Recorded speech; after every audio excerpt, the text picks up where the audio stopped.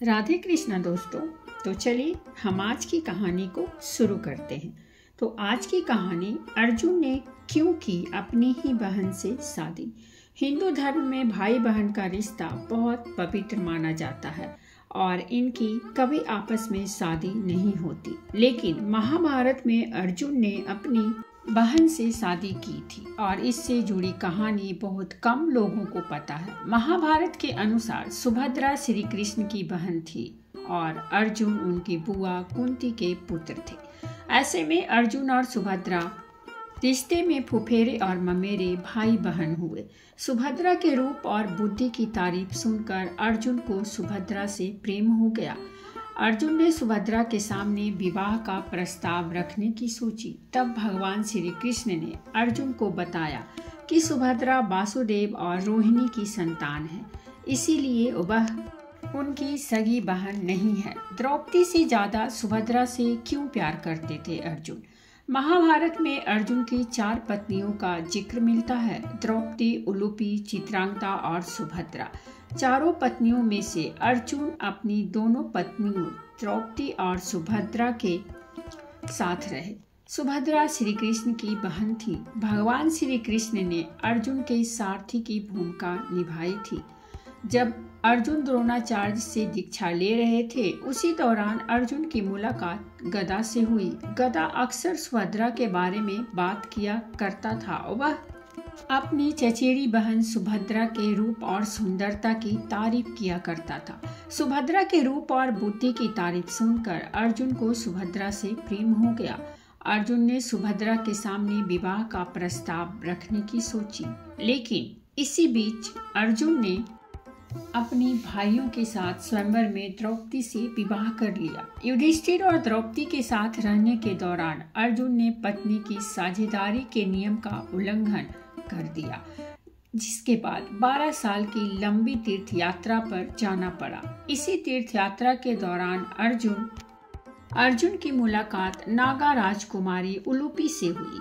नागराज कुमारी ने अर्जुन को धमकी दी कि अगर वह उससे विवाह नहीं करते हैं तो वह कभी उसे अपने पास से जाने नहीं देगी।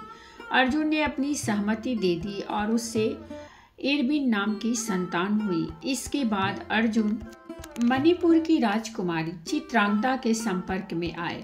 मणिपुर के राजा ने अर्जुन से अपनी बेटी के विवाह के लिए स्वीकृति दे दी, लेकिन राजा की एक शर्त थी कि जो भी संतान पैदा होगी वह मणिपुर में ही रहेगी।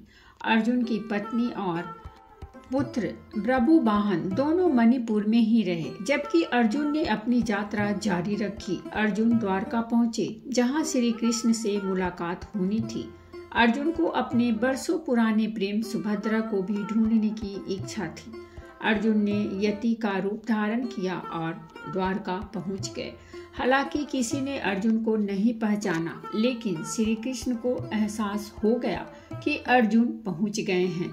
वह अपने करीबी दोस्तों से मिलने के लिए तुरंत निकल पड़े। अर्जुन एक बरगद के पेड़ के नीचे ध्यानमग्न बैठे थे।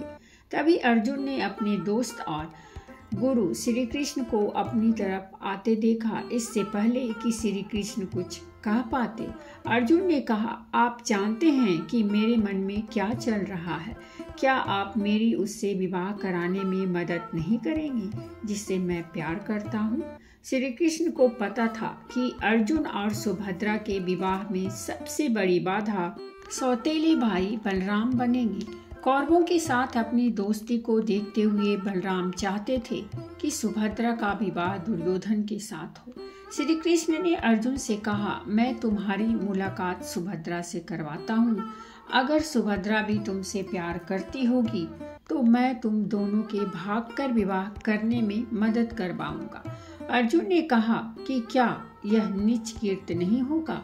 तो श्री कृष्ण ने जवाब दिया कि अगर सुभद्रा अपनी रजामंदी देती है तो क्षत्रियों में अपनी दुल्हन का अपहरण करना स्वीकार्य है।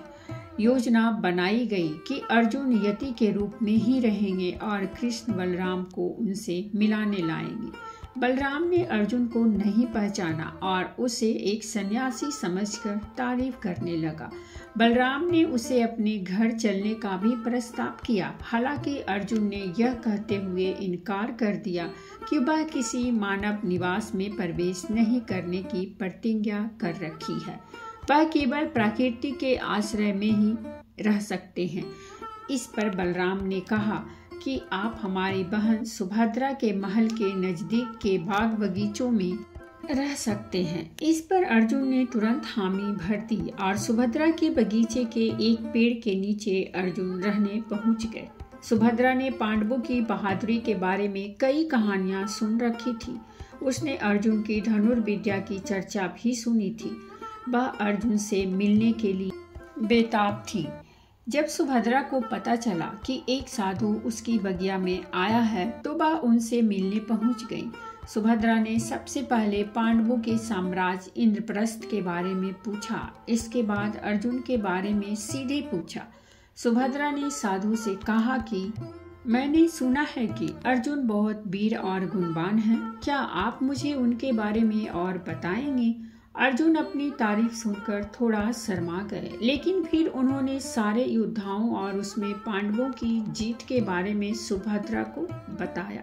एक दिन सुभद्रा ने साधु से पूछा कि क्या आप मेरा मन पढ़ सकते हैं?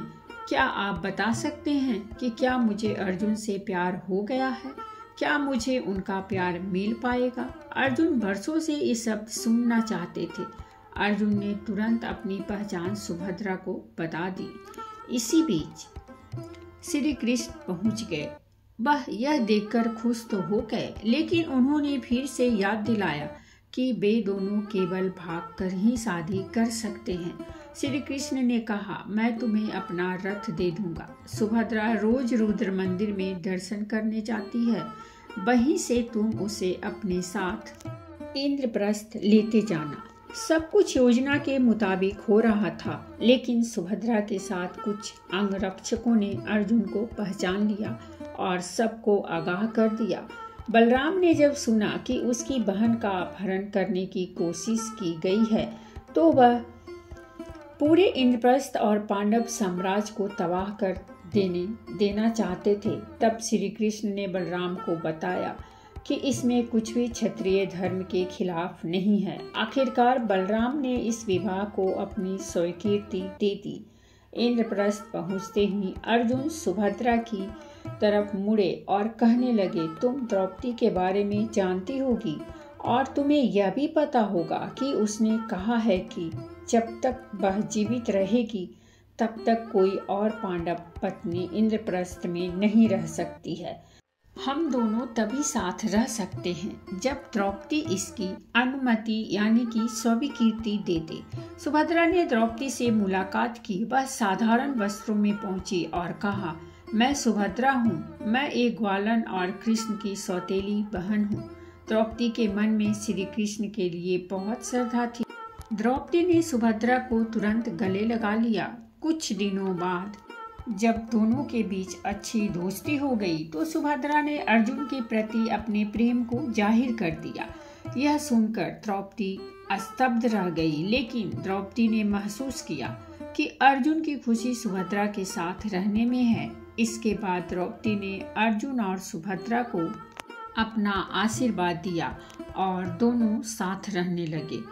जय श्री कृष्णा। तो दोस्तों, ये थी हमारी आज की कहानी और अगर कहानी अच्छी लगी हो तो प्लीज़ हमारे चैनल को सब्सक्राइब कीजिए, वीडियो को लाइक और शेयर जरूर कीजिए। कहानी सुनने के लिए बहुत बहुत धन्यवाद। मिलते हैं हम एक नई कहानी के साथ।